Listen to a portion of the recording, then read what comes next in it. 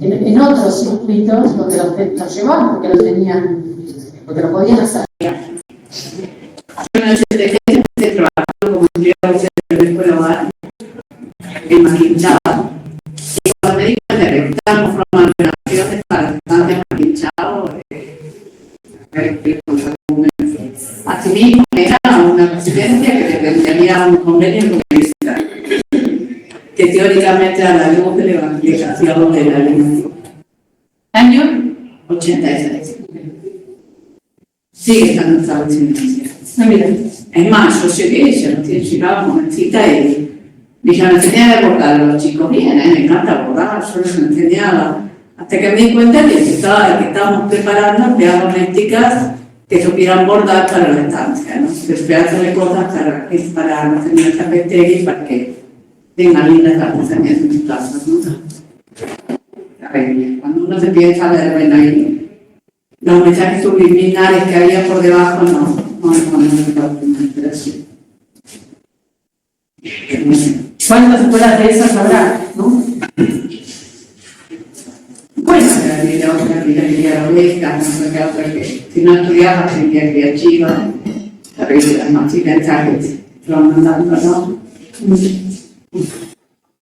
Las posibilidades para unos y para otros. Justamente de algo de eso quería hablar ahora en la clase. Sí, por favor. Bueno, vuelvo entonces sobre la década que estamos trabajando, los años 30. La clase pasada hicimos como un paneo sobre las distintas políticas del Estado, pensando un Estado que pasa a ser un Estado interventor, o sea, primero a través de esa gran crisis en donde las primeras respuestas van a ser la represión y la persecución, y después de eso un Estado más propositivo, donde aparecen muchas de las instituciones que hoy organizan el territorio, ¿no? O sea, hablamos de parques, de gilatería, de vialidad, bueno, las hemos enumerando a varias de ellas. En lo que me quiero detener hoy es en pensar cuáles son las políticas de tierra que se van a dar en este periodo, en los 30, en donde la Patagonia vuelve a ser un territorio de nuevo marcado bajo esta idea de la amenaza. Esa amenaza va a estar situada en un otro que puede ser o bien el conflicto que hay a nivel internacional, pensando en nuestras teorías conspirativas de las que nos hablaba Bogdansky, de la Segunda Palestina, de la Ser Patagonia, digamos, todas esas teorías, pero también una Patagonia que necesita todavía explicar por qué no está aprovechando los recursos que tiene, ¿no? Todas las enormes riquezas que tiene. Ahí hablamos de los debates en torno a los latifundios, a las críticas hacia las grandes propiedades, pero también la crítica hacia el Estado, de ser el principal latifundista, que a todo esto, digamos, administraba esa tierra pública sin demasiadas definiciones o sin buenos criterios para desarrollar algunas economías. Entonces, a mí me interesa ir un poco más adentro de la legislación, sobre todo en la segunda mitad de los 30, a partir del año 33, 24, 35, con el gobierno de Puyo, básicamente. El Estado empieza a tener un criterio mucho más puntual sobre cómo definir al poblador para la Patagonia. Es decir, no está en la agenda de nadie, a pesar de las críticas que hay al latifundio y a la monoproducción vinculada a la lana, ni la expropiación, ni nada que se le parezca, sino ir sobre esas porciones de tierra que tienen o arrendatarios o fiscaleros intrusos, ¿no? Si llamados, pero que podrían construir, digamos, la idea del colono, del poblador deseado, etc. Entonces, quiero leerles algunas citas tomadas de la memoria del Ministerio de Agricultura, en donde, me acuerdo que también les conté que es en ese periodo donde el ministro de Agricultura se toma una gira por la Patagonia, donde el presidente también viene a la Patagonia, donde la Patagonia es celebrada de muchas maneras fuera de la Patagonia, ¿no? Básicamente en Buenos Aires, y donde empiezan a reconstruir lo que fue la trayectoria histórica en el relato, ¿no? En el discurso del Estado, y también a definir cómo va a ser ese poblador. Fíjense que para el Estado ya no es tan importante, digamos, definir cuántas hectáreas se van a distribuir y de qué manera, que era lo que venían haciendo las legislaciones anteriores, sino definir concretamente al poblador. Y atravesados por los criterios que vimos en la clase anterior del nacionalismo, ¿no? En donde uno de los principales enemigos va a ser la chilenización de la Patagonia y la falta de argentinidad, ¿no?, vivida en cada pueblo y en cada rincón de la Patagonia. Entonces dice, en las memorias del Ministerio de Agricultura de 1937, dice el ministro, en ese momento Miguel Ángel Cárcano, ministro, colonizar como función de gobierno y de nuestro gobierno en particular no significa subdividir, vender o arrendar. Es arraigar la población. La valorización, el precio que rigen y movilizan a la industria privada no preocupan al Estado. Le interesa exclusivamente poblar, ligar al hombre a la tierra mediante un conjunto de medidas tendientes todas a este propósito esencial: crear núcleos sociales que van a ser la raíz misma de la población, en una zona, y que van a determinar la fisonomía étnica de una región. ¿Sí? O sea, fíjense cómo también en la misma terminología, yo suelo leer así algunos fragmentos de estas memorias, cómo se va afinando también el registro de lo que quieren hacer, ¿no? Y hace un raconto histórico el ministro, bueno, para llegar a esta idea de construir una autonomía étnica de la población, ¿no? Dice, es esta una consecuencia de hecho creada al territorio por las etapas que ha cumplido. Durante la conquista política, las exploraciones y las disputas de límites, ya se pasando las últimas décadas, la tierra fiscal se distribuye sin conocerla, para que se invoquen derechos y se establezcan habitaciones que denuncien la posesión efectiva del territorio. ¿Sí? Ya esta fue la principal misión. Recortamos tierra para que levanten la bandera argentina, no importa cómo y a quiénes. La distribución apresurada de la tierra fiscal y la creación del latifundio aparecen como una necesidad. Viene enseguida una segunda época, la conquista económica por las obras públicas, ferrocarriles, caminos, riego. Se comienza a explorar y clasificar las tierras. La industria ovina se desarrolla y se mejora. Predomina en esta época el gran propietario. Frente al abuso del latifundio, el Estado suspende la venta de la tierra. Aparece entonces la etapa del estudio, ¿no? Como si piensan en lo que estuvimos viendo en los años 20, ¿no? Las inspecciones, etc. Reorganización y conocimiento de la tierra, el ajuste administrativo y la persecución al latifundio como una reacción. El periodo actual, ya a mediados de los años 30, es el del ordenamiento de una colonización sobre nuevos criterios y bases. Es necesaria la legislación de bosques y la explotación racional a base de vías de comunicación y riego. Estamos ahora en el periodo de la organización económica y social, sobre bases jurídicas estables, la ampliación de los servicios del Estado y especialmente del Ministerio de Agricultura. Bueno, sobre esos criterios que buscan afinar desde el Ministerio de Agricultura en este caso, y desde el Estado en general, hay una clara división entre la población en términos nacionales, ¿sí? Es decir, el criterio de selección del poblador deseado va a empezar con el criterio nacional. ¿Sí? Esto, como correlato, implica una persecución a los chilenos. Es un momento donde empiezan a escalar los desalojos vinculados a familias chilenas. ¿Pablo? ¿Querés preguntar algo? No me presento. Ah, ok, listo. Yo puedo escuchar el... entonces, empiezan la persecución a los chilenos, empiezan los desalojos, sobre todo también empieza una diferencia entre la zona rural y las zonas urbanas. Sobre las zonas urbanas va a haber apoyos de distintas políticas del Estado.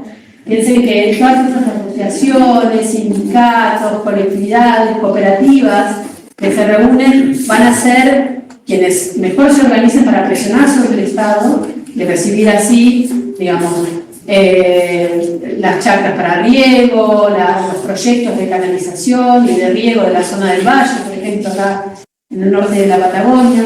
Es decir, incluso las organizaciones van a ser cada vez más orgánicas, ¿no? Pensando en lo que son las sociedades rurales, por ejemplo.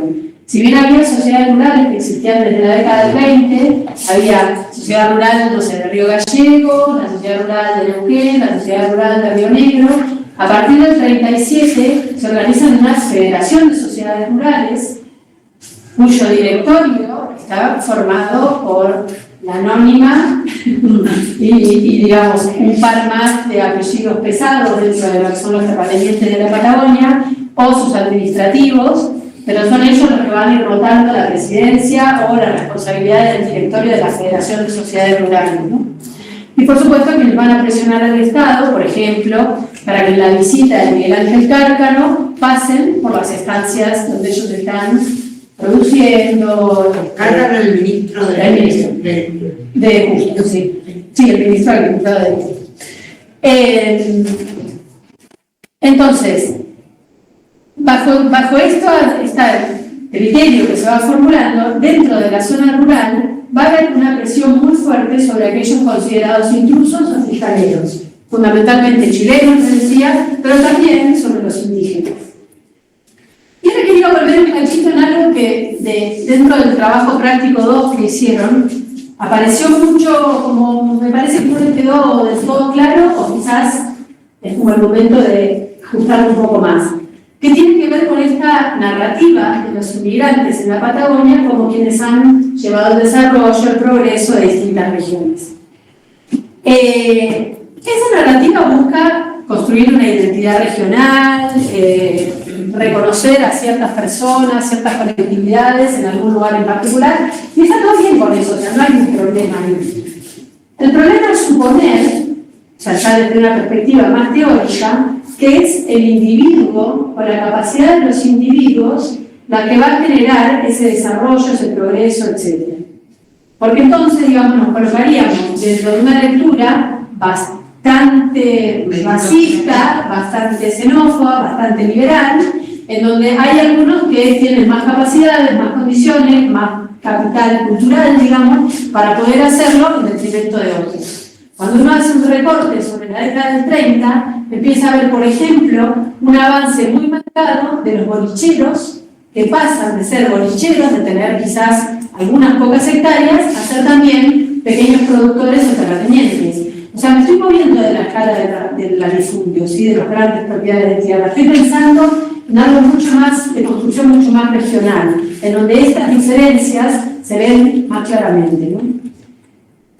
Hay un grupo de autores que son australianos, digamos que el caso que están analizando es el de Australia concretamente, que tiene que ver, digamos, con ese repoblamiento que se hace en Australia de colonos inmigrantes en detrimento de la población indígena, ¿no? Que tiene particularidades que no son exactamente comparables a lo que sucedió acá, pero la teoría hace una propuesta que es bastante interesante, que es esta tierra que pasa a ser colonizada, ocupada por un Estado que va a administrar las tierras y que va a definir quiénes son los pobladores deseables, van a producir una estructura social, que es lo que ellos llaman la estructura profunda de la sociedad de colonos, en donde se prioriza una forma de vivir, una forma de ocupar el territorio, una forma de explotación del territorio, y en donde lo indígena, básicamente por la persistencia de los indígenas y por las prácticas previas de uso de ese territorio,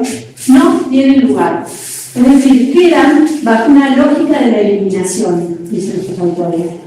¿Por qué aclaro tanto estas diferencias? Porque no pasa por la voluntad individual de un inmigrante, fuera racista o no, sino que hay una estructura que se da a la sociedad que la habilita, la posibilita el Estado. ¿Sí? Una cosa, el Estado australiano y Nueva Zelanda también siguen como priorizando ciertos inmigrantes, tienen una serie de puntajes Ahora sí, intentaste el personaje. No, Tengo la residencia ayer. no, pero aparece como vos como llegás y están los pósters y dice como si querés vivir, tenés que, no me acuerdo cuál es el puntaje, pero es tu protección, un montón de cosas que te van pidiendo, si llegas a cierto número no te aceptan para que puedas vivir ahí, ¿no? Sí. Bueno, este país tiene responsabilidad, te tienes que pedir, o sea, necesito a la otra persona para trabajar. Y sí, aparte cada vez que tenés que hacer más, tenés que pagar. Es toda una industria, el tema de las músicas, ¿no? Tenés que pagar para el examen de inglés, tenés que pagar para la visa nueva, tenés que pagar para el trámite previo. Y sí, bueno, eso en el estado temporal, o sea, ahora sí, la selección es genial.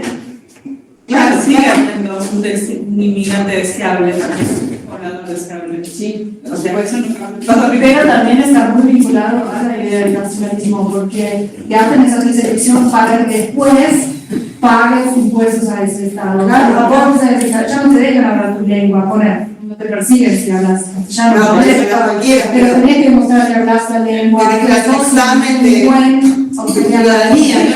Pero, a ver, con los que vienen, el Estado argentino también se vuelve una política discriminatoria, ¿no?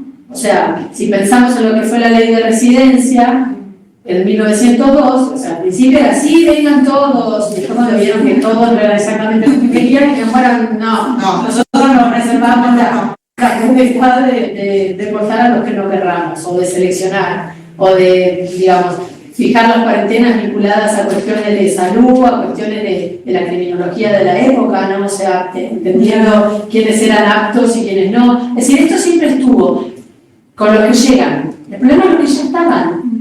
¿Se entiende? ¿Qué hacemos con esos? Esa es la pregunta que hay de fondo.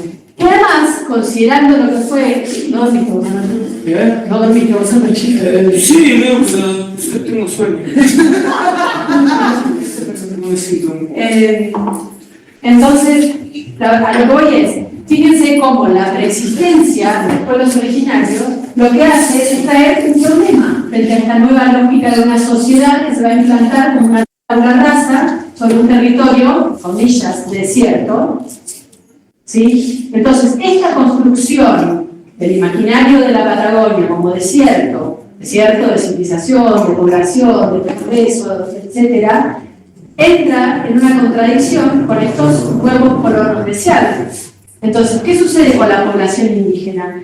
Creo que en ninguna, bueno, por ahí más, en el presente puedo llegar a dar varios ejemplos, pero en los 30, después de la conquista, digamos, en los 30, es como muy marcada la situación de selección del poblador, en donde los indígenas pasan a ser un nuevo problema para el Estado.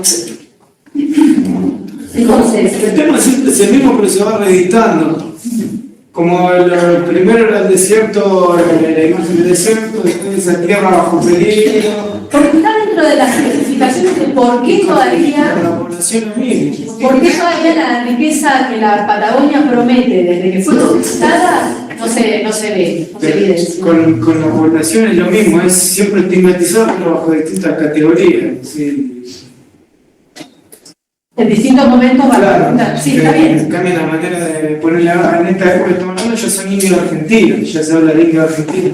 Bueno, ahí está, ahora nos vamos a meter en esa categoría, que son las que va habilitando también el Estado para, digamos, pensar a la población, ¿no? O sea, si antes, en el momento de la conquista, previa a la conquista, ¿no? Dijimos, sí, el Estado identificaba manzaneros, araucanos, patagones, pampa, ranqueles, de todo. Ya más cercano a la conquista teníamos indios, ¿no? ¿Argentino o indio chileno? Sí, con el Claro, ellos dirían que eran argentinos o chilenos si eran indocumentados.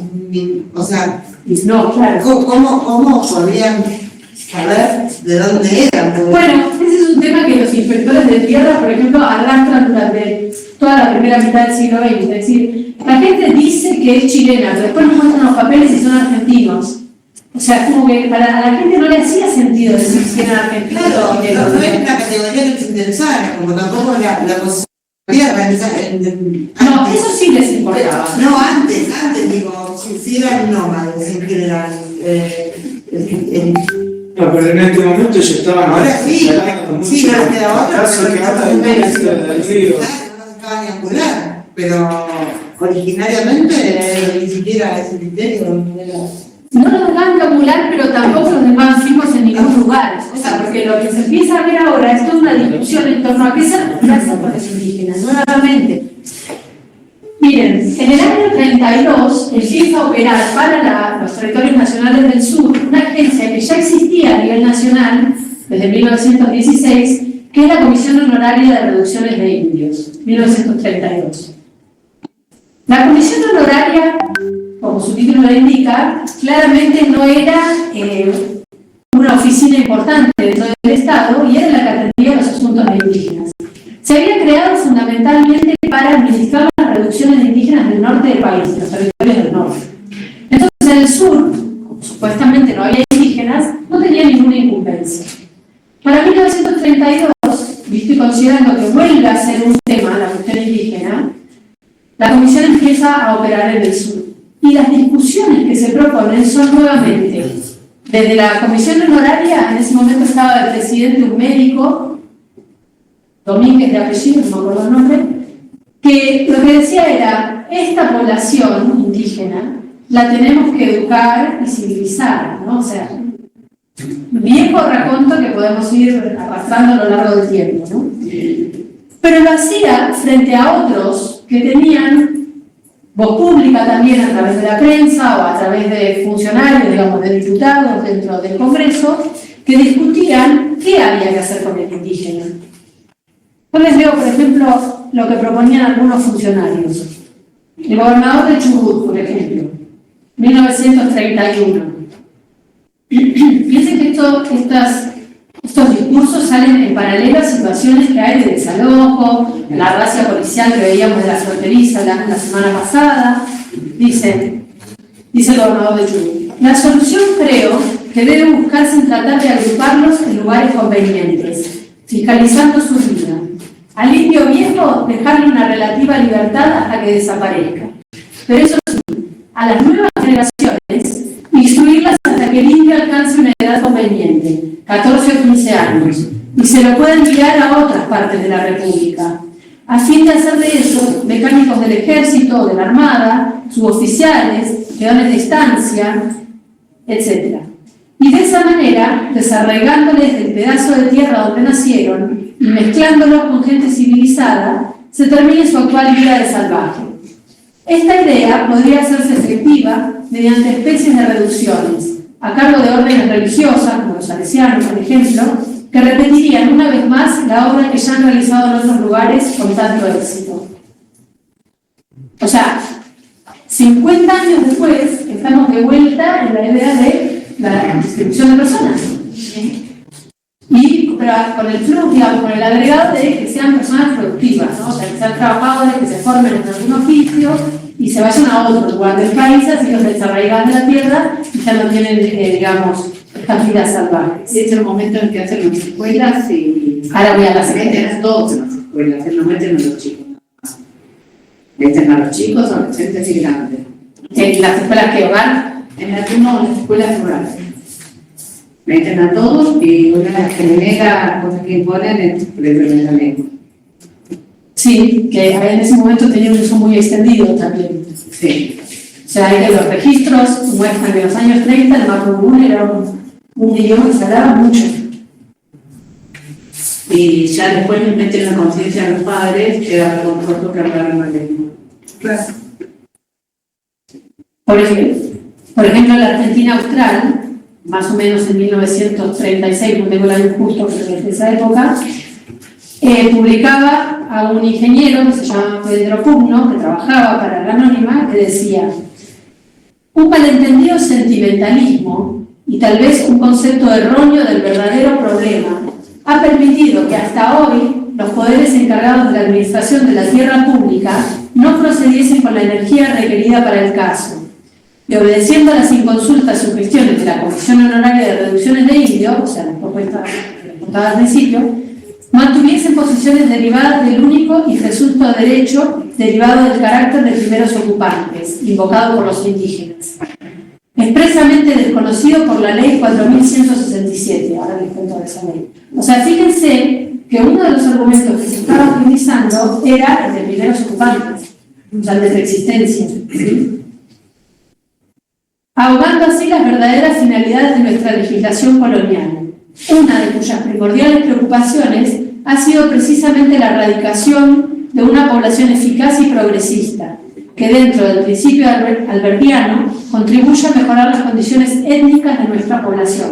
Fíjense cómo lo de lo étnico, pero fíjense también cómo la idea de lo étnico sobre la población va a ser un discurso que empiece a permear en distintas instancias, ¿no? Públicas. Les leo algo sobre Amaya, que ya si leyeron el texto saben quién es. También unos años después, en los años 40, dice... Sí, pero la preexistencia de los indígenas Sí. es un tema porque... Ya sé en el contexto, pero porque es un argumento a favor de que no son colonos. Lo que dice Pedro Puzno es que se utiliza ese argumento para dejar en la tierra personas que no se van a civilizar nunca. Ah, ¿Sí? ok.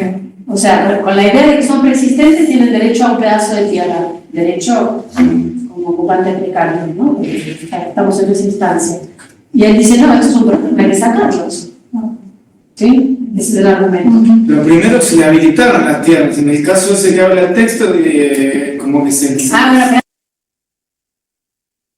Como esto después se Es materializa. como que el Estado se manejaba, depende de cómo le convenía. Si el indio a veces es bueno, si no nos conviene, bueno, pasa a ser malo. ¿Vos crees que es así un capricho estatal o que hay...? Acorde a los intereses económicos. Bueno, Empezaron a ver la beta de que el territorio ocupado...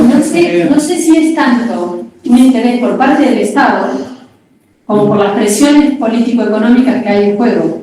Porque el Estado no tiene un discurso abiertamente No, racista. bueno, sí, pero digamos, es el que termina actuando... Sí, a favor ahí de vamos la a tierra. ver. Ahí vamos. Bueno, Amaya, Lorenzo Amaya, lo ubican, si leyeron el texto del Río, si no retengan el nombre, después les cuento bien quién es el que dice esto, en una carta que envía en esto que hacían también, ¿no? Los terratenientes de presionar al Estado, de mandarle cartas a la Dirección de Tierra, etc., en un fragmento dice eso. El gobierno federal apenas puso término a las campañas militares de la conquista del desierto, cuando la Patagonia se encontraba virtualmente despoblada, se preocupó del problema indígena. Vigilaba de cerca la acción de los indios, los concentraba donde era preciso, sometíalos a la disciplina militar y proveía el racionamiento de las tribus más necesitadas. ¿Sí? Fíjense el reconocimiento que hace en el comienzo de la década del 40 un terrateniente de lo que fueron las políticas del Estado, ¿no?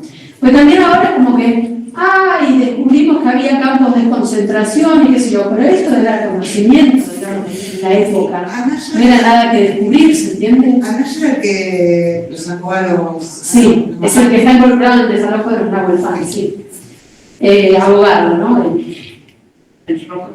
Buena parte del indiaje sureño fue concentrado y mantenido bajo vigilancia de las fuerzas del ejército en el valle de Balcheta, hasta que en 1892 se le permitió la libre expansión por el desierto, sin sospechar que al cabo de pocas décadas, casi extinguida la Casa Mayor, esos aborígenes iban a vivir totalmente entregados a la policía y la depravación de la exclusiva caza de ovejas.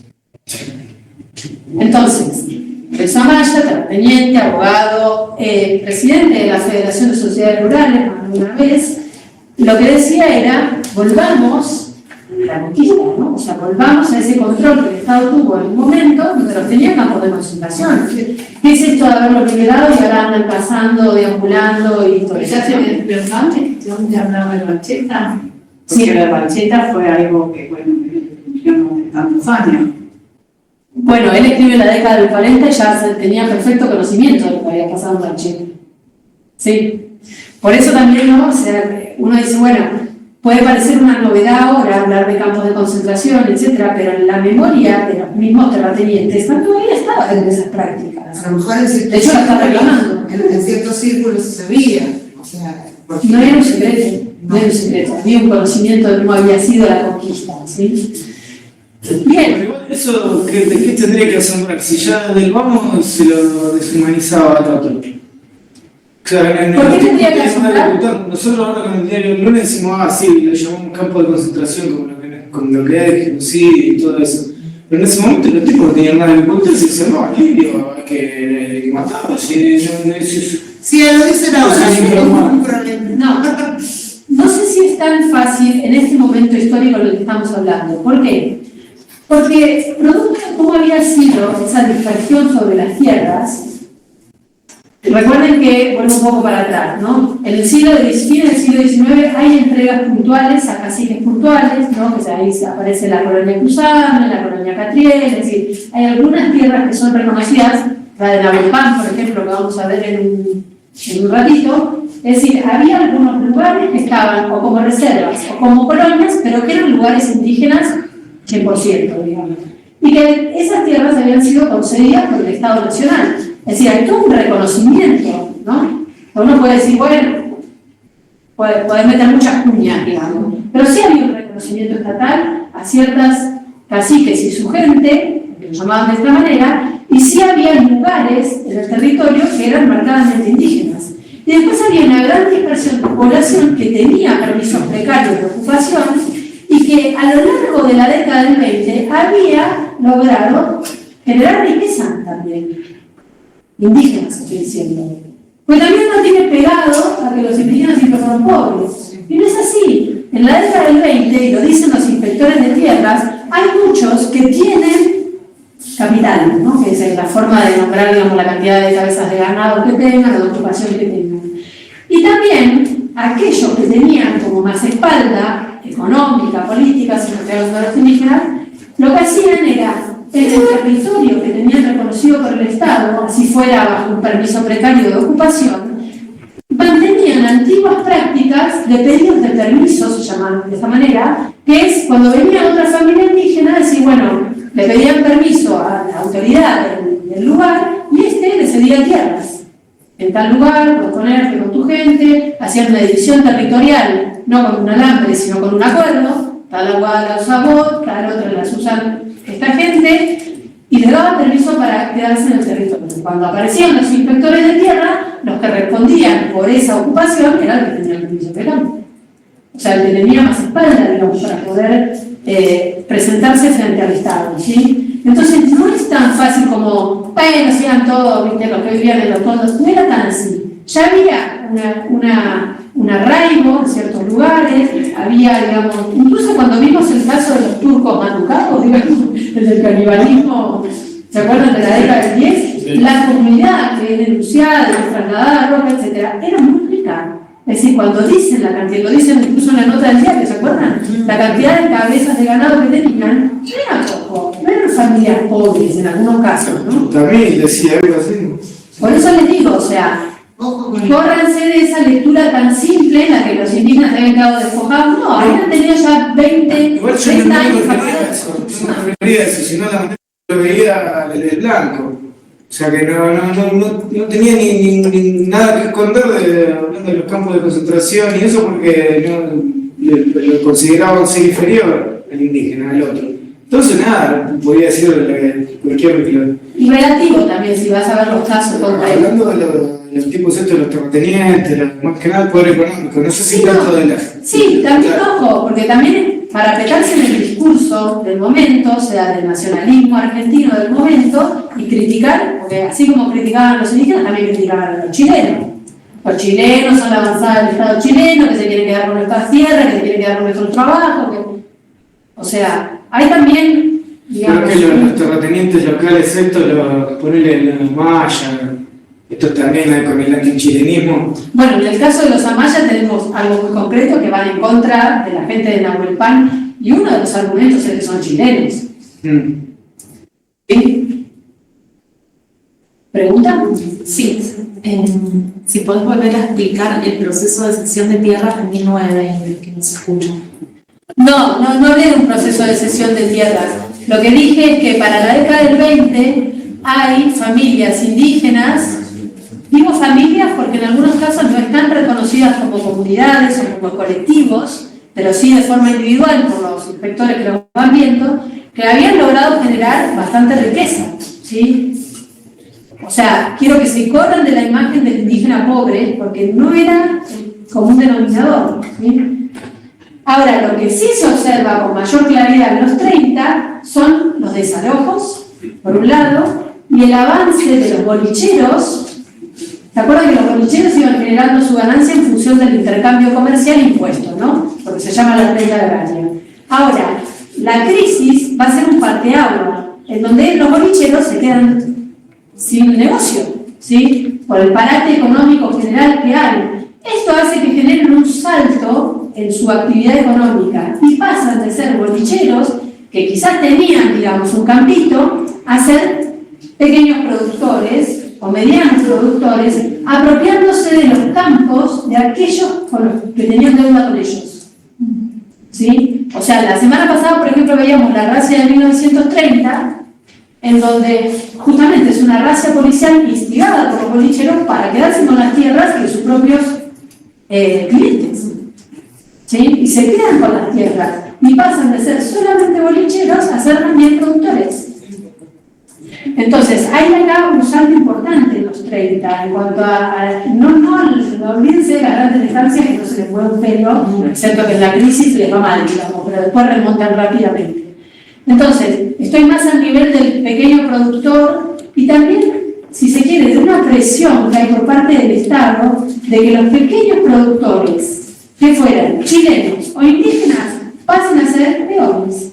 ¿Sí? Es decir, si no tienen un trabajo reconocido, un trabajo asalariado, digamos, o una dependencia de conchavo con alguna de las estancias, pasan a ser peligrosos, sospechosos. Esto del antichilenismo era aplicado a todos los chilenos o a los chilenos pobres, ¿no? Porque también había gente de Chile que vino que tenía capital. En general, me estoy refiriendo a los pequeños productores, que son los que, y sobre todo los que estaban en las zonas de la cordillera y de frontera, pero también a los trabajadores.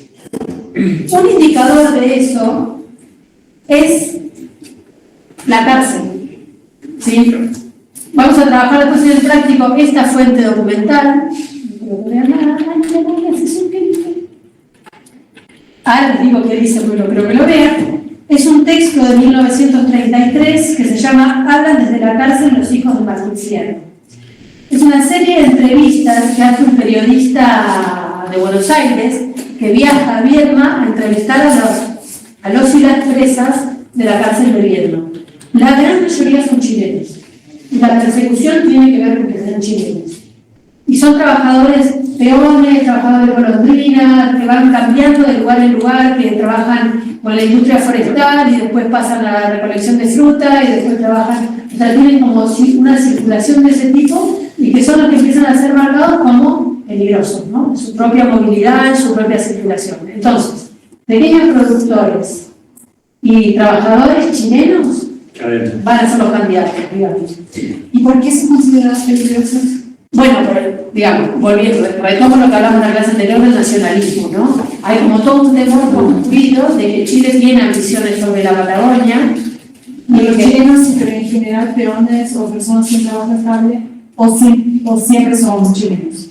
No siempre, pero si vos ves quienes están presos en la cárcel, la mayoría son chilenos. Entonces, sí, son pobres también, ¿no? Como son los que bueno, pueden quitar, lo que no pueden meter contra. Ahí es donde uno puede abrir el abanico, ¿no? De con bajo qué clivaje lo estamos mirando, la clase, la nacionalidad, el grupo étnico, el género, es decir, podemos abrir ese paraguas y pensarlo desde los distintos frentes. Entonces, teniendo en cuenta, o sea, los pobres en general son los candidatos de la cárcel, o sea, en todos los tiempos, si se quiere. Vamos ahora y el recorte es varones, jóvenes, pobres. En general, ese es el grueso de la población carcelaria en todos lados. Ahora, si uno trata de afinar un poco más, de entender por qué caen, por supuesto el argumento es el bandolerismo, el cuatrerismo, la situación del peligro por no tener, digamos, empleador, que esto es un gran respaldo. Si vos tenés un empleador, no sos ladrón, ¿sí? Tenés trabajo. En cambio, el que anda vagando, ese es el candidato. Y además no aporta a la nación en sí el términos nacionalismo. Bueno, claro, o sea, los argumentos sobre quiénes caen presos, sí, por supuesto. O sea, y más en esta época que está muy fundamentado sobre criterios biologicistas, ¿no? O sea, de irreversibilidad del criminal. Piensen que si hacemos una historia, porque esta es una vía de entrada también a los estudios, ¿no? Si pensamos el crimen como para pensar la población, quiénes son los que quedan por debajo, digamos, de la población deseada o de las jerarquías sociales, una entrada es ver quiénes son los que están presos en la cárcel, ¿no?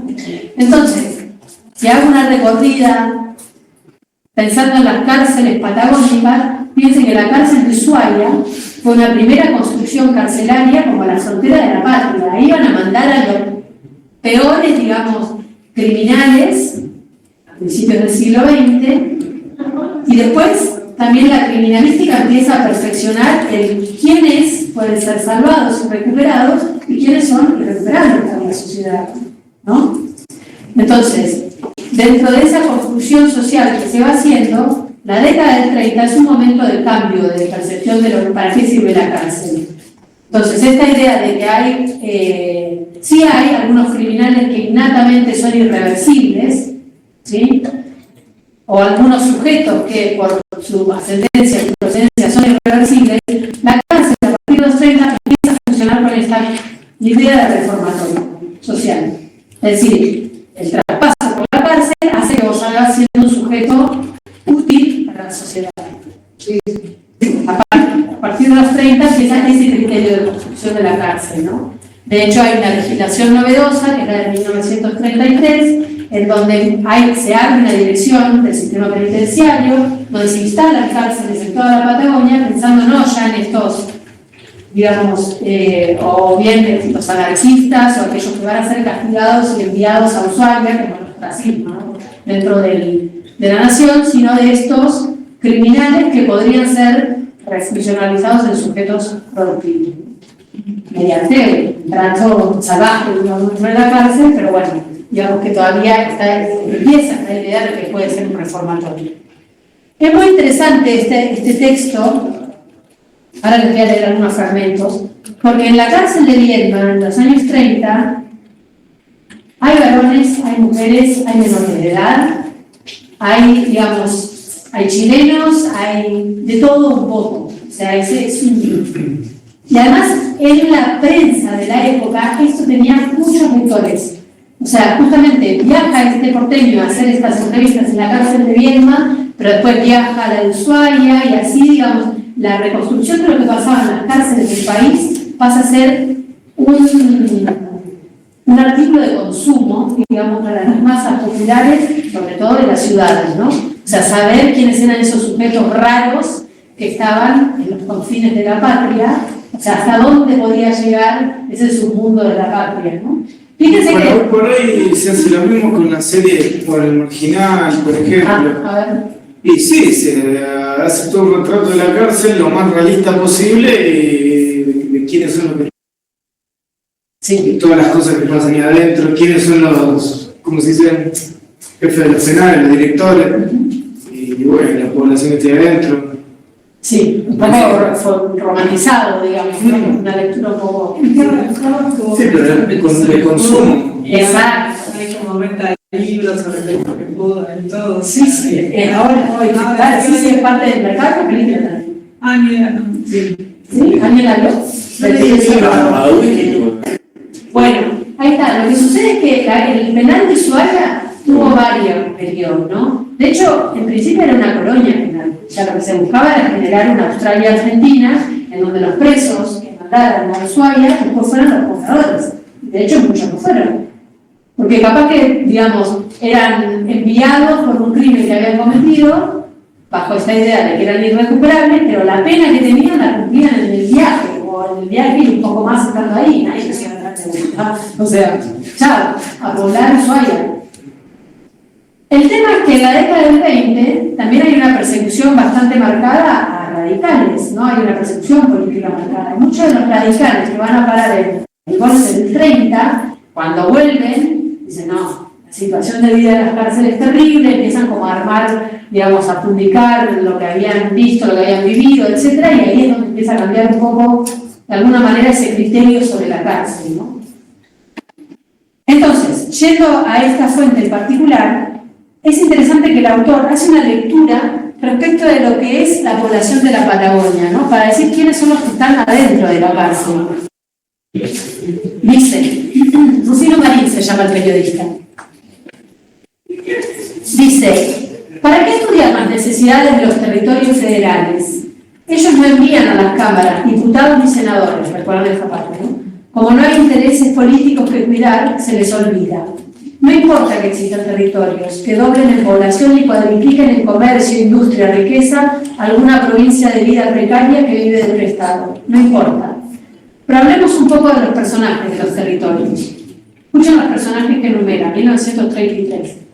Indios, bolicheros, bandidos, jueces de paz, policías, colonos, tales las principales figuras de la Patagonia, los que mueven los hilos de sus propias vidas, en ocasiones dramáticas, a veces peligrosas, ricas en vetas temperamentales casi siempre. El elemento indio, acorralado en el último reducto de los contrafuertes cordilleranos, patrimonio exclusivo de bandoleros y guanacos, mezclados confusamente argentinos y araucanos de Chile, pastores de cabras y de ovejas, mansos ya, en los estertores de la raza que termina, semicivilizados a fuerza de haber pasado generaciones en contacto con los blancos. Su vida es chata, gris, cansina. Cuidan sus cabras, sus yeguadas, sus ovejas, apacentándolas en las laderas de las montañas y en los valles plenos de ricos pastos. Sedentarios ya en el contacto con los conquistadores, los indios se incorporan a la civilización sin abandonar su primitiva psicología. Su desaparición es simplemente literaria. Prolíficos como pocos, las familias no bajan nunca de los 10 hijos, casi sin excepción. El indio acepta ya una nueva vida, desde el nombre europeizado, asentado en los juzgados de paz, reconociendo a los hijos, hasta el servicio militar que cumplen con orgullo, bajo los ojos asombrados de sus mayores. El indio es en la gran vastedad patagónica un elemento ponderable para los trabajos rurales. Bueno, y aquí va enumerando a cada uno, ¿no? Dice, el bolichero, gringo, turco en alto porcentaje, siempre nativo a la ocasión, que habrá de proporcionarle las haciendas y los reales de los habitantes, nómadas o sedentarios, fiando solo a estos con el respaldar del traspaso de ovejas y cabras, gambeteando a la balanza con medidas arbitrarias y pesos absurdos, amigo del juez de paz y de la policía. O sea, hace toda una caracterización, ¿no?, de los personajes digamos, en una literatura muy apuntada a un público amplio, pero donde cada uno de estos personajes, en su folclore, queda en claro, digamos, cómo está vinculado con el otro. Ahora, presos no hay, ni jueces de paz, ni policías, ni colonos, ni bolicheros. Hay indios, hay chilenos y hay mujeres criminales, ¿no?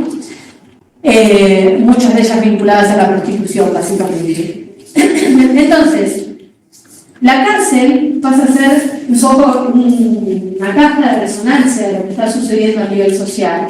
Por esto que les digo, digamos, lo que sucede en la década del 30 es que básicamente aquellos turcos que habían sido perseguidos, si quieren ustedes, ya para los 30 son bolicheros con boliche, o sea, con lugar físico, y eventualmente productores. Entonces, esta diversificación está habilitada, digamos, para algunos, mientras que claramente hay otros que quedan por fuera de esto, ¿sí? Existen indígenas y chilenos. Entonces, para poder pensar esto en cuestiones concretas, que no sea solamente la general de lo que está sucediendo en la Patagonia, sobre todo me estoy refiriendo al norte de la Patagonia, vamos a ver 3 casos distintos. Uno es el de Nahuelpan, que tiene el texto de Del Río para leer, pero ¿conocían el caso? No, yo no. Más o menos. Más o menos, o sea, y tampoco habla bien, o sea, habla o sea, me gustaría conocer bien el caso en sí. Sí.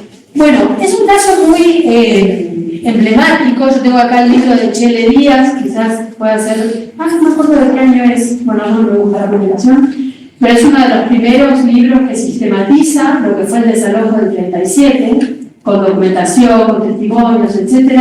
Hay varios trabajos ya a esta altura respecto de lo que fue ese desalojo, por lo masivo quizás, por lo significativo también a lo largo del tiempo, y además por lo interesante que es el caso en sí, porque la gente del Boquete Nahuelpan, se abre muchas aristas del caso, ¿no? Vivía ahí con reconocimiento de las tierras donde vivía, en términos de reserva, ¿sí? Y esto a veces confunde, no es una reserva indígena tipo reducciones de las del norte del país, sino que se llamaba reserva a lo que era el potencial ensanche de la colonia cusana. Recuerden que cuando entregan las tierras a Ñancuche y Nahuelquir le dan una determinada cantidad de tierras, ahora se me escapa el número. Estas reservas se las dan en función de un potencial expansión de esa colonia, ¿sí? Porque había algo que no estaba resuelto en esas primeras entregas de tierras, las que sí son reconocidas por el Estado, que era qué sucedía al momento de la herencia. Si bien las tierras se entregan de forma colectiva al cacique y su gente, no estaba claro cómo se heredaba esa tierra. No la podían vender porque era una tierra entregada por ser indígenas, pero tampoco estaba claro quién heredaba, cómo heredaba y de qué manera. Entonces eso ya abría todo un lugar de inseguridad importante que ya les comenté en su momento que habían sufrido los Ahueque, ¿no? Que sí habían ido sacando tierras de forma más capilar, si quieren.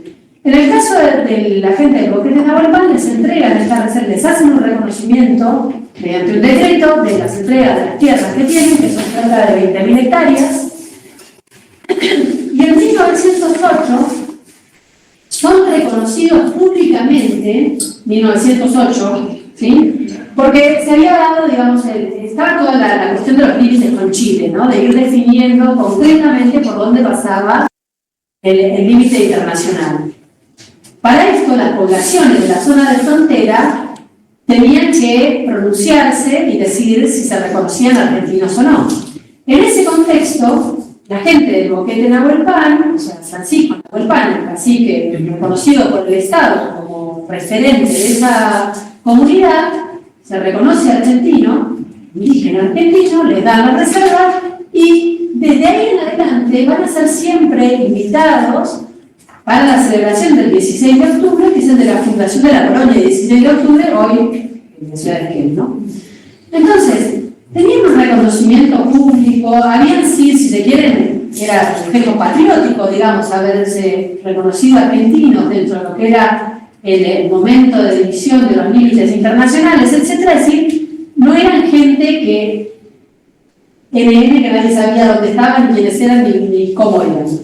Entonces, de hecho también había una escuela dentro del paraje, es decir, hasta ese momento, hasta el año 30 y principio de los años 30, no había ningún problema con la gente de Boquete de Nahuelpan, excepto que Lorenzo Amaya, que les comentaba, era referente de la sociedad rural de Esquel en ese momento, era abogado, junto con un hermano de él que era médico, querían hacer el salto y pasar a ser productores, y empiezan a ambicionar estas tierras, que eran buenas tierras, digamos, en relación a lo que podía ser la explotación económica que había.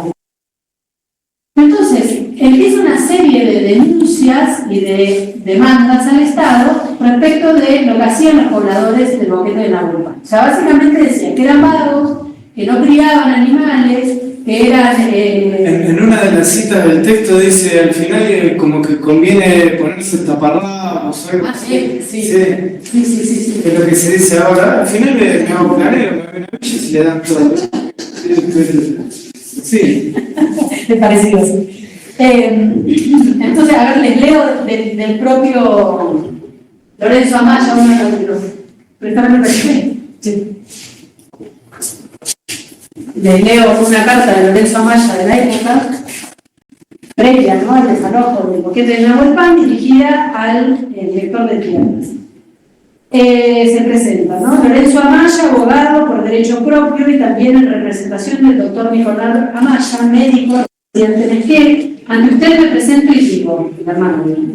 Hace 6 años, en febrero de 1931, me presenté a esa repartición para denunciar la deplorable situación de la reserva Nahuel Pan y para pedir que el gobierno hiciera una inspección de esas tierras.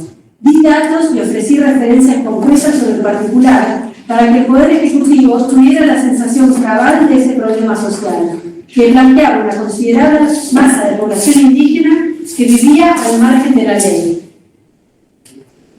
2.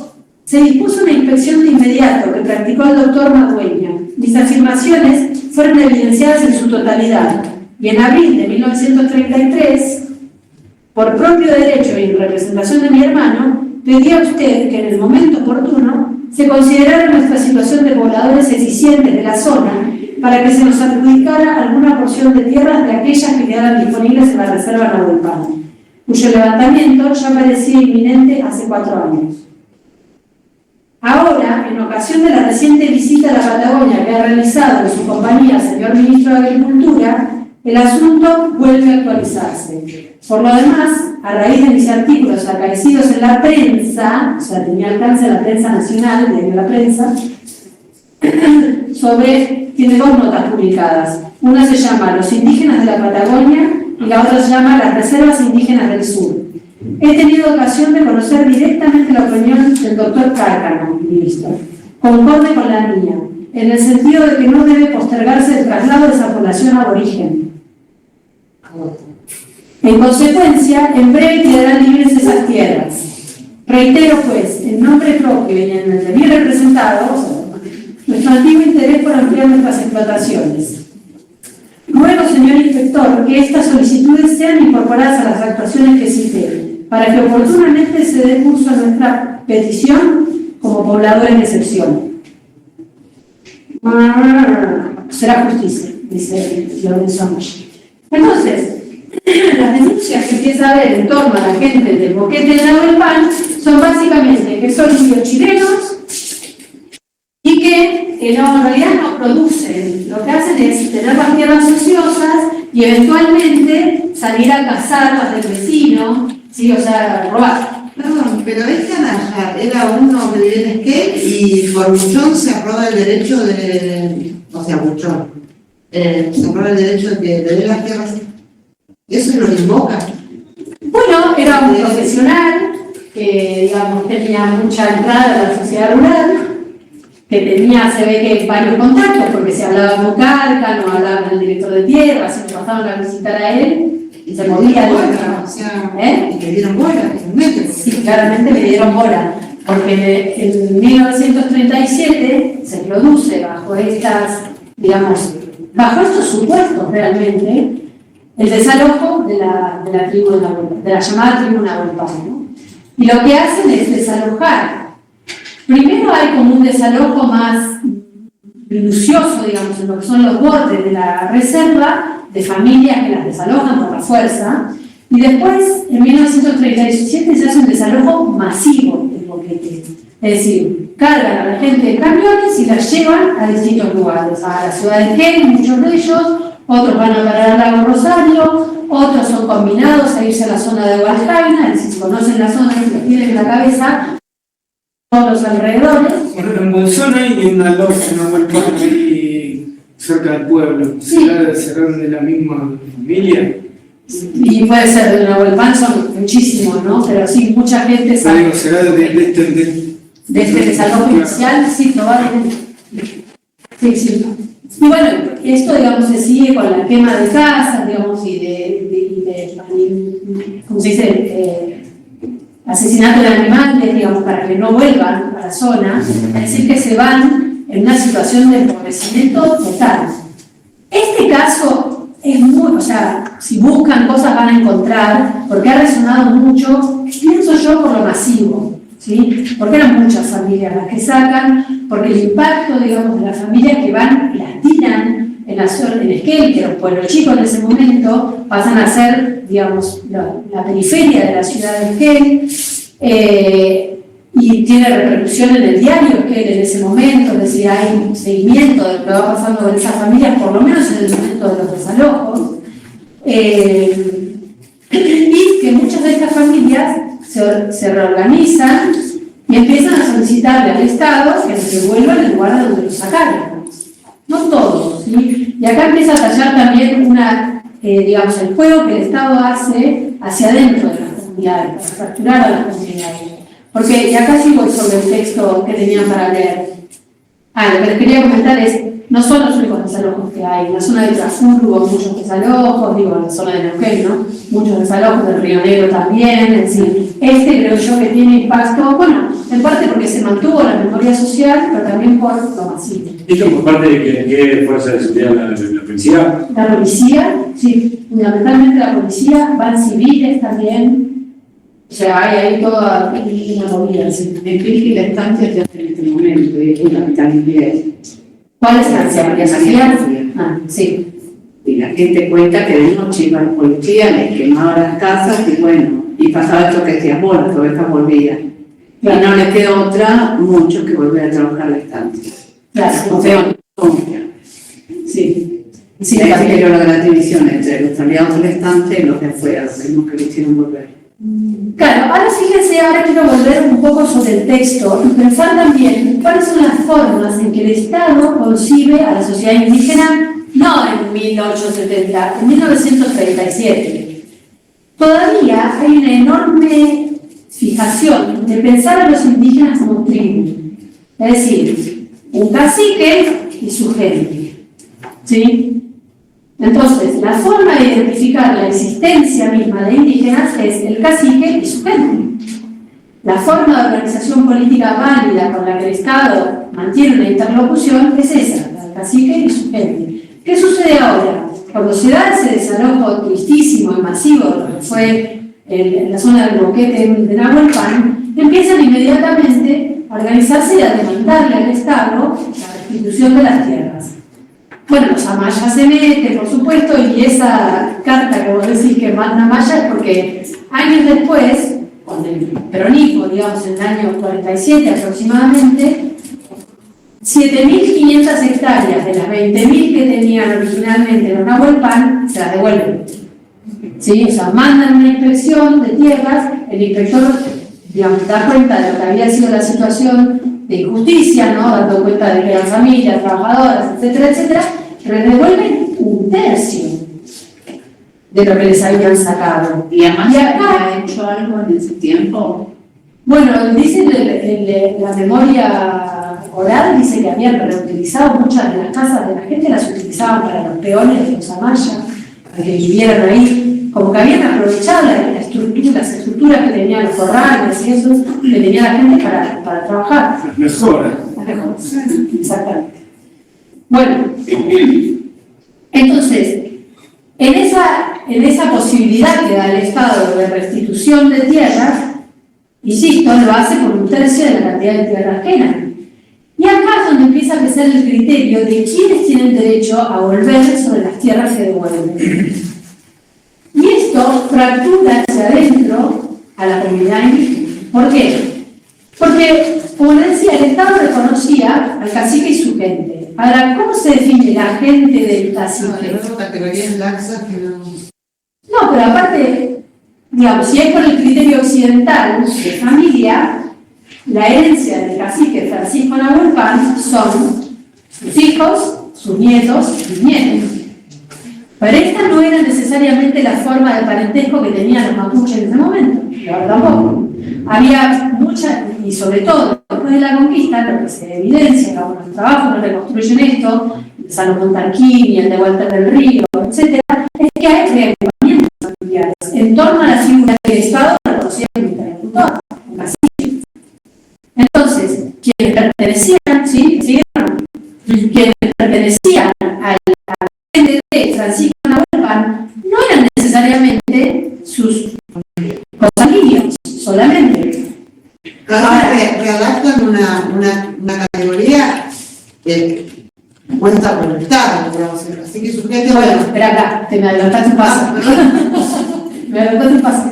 Hay un sector que toma, digamos, esa lectura, digamos, la del linaje sanguíneo, es decir, los que tienen derecho son aquellos que son familiares directos de Francisco Nahuel Pan, y el resto no.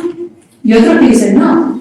O sea, nosotros también tenemos derecho sobre esas tierras. Éramos igualmente de Francisco Nahuel Pan que ustedes. Y eso genera un conflicto interno, de difícil resolución, excepto que la ley, el informe que hace el inspector que manda en la década del 40, reconoce a los hijos de los dos matrimonios que tenía Francisco Nahuel Pan, sus hijos de los dos matrimonios y los nietos y nietos, quiero decir. Esos son los que tienen derecho a volver al territorio.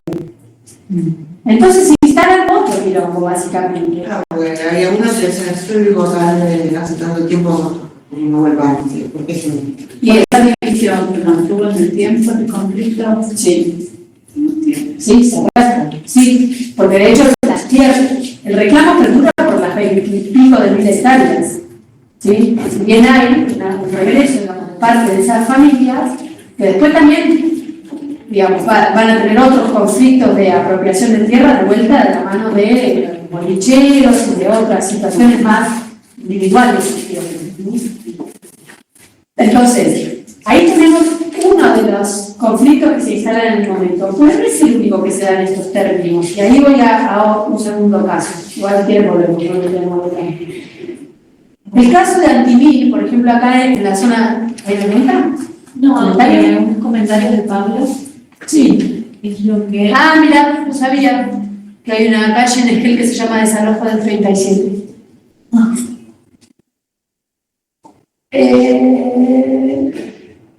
Ok.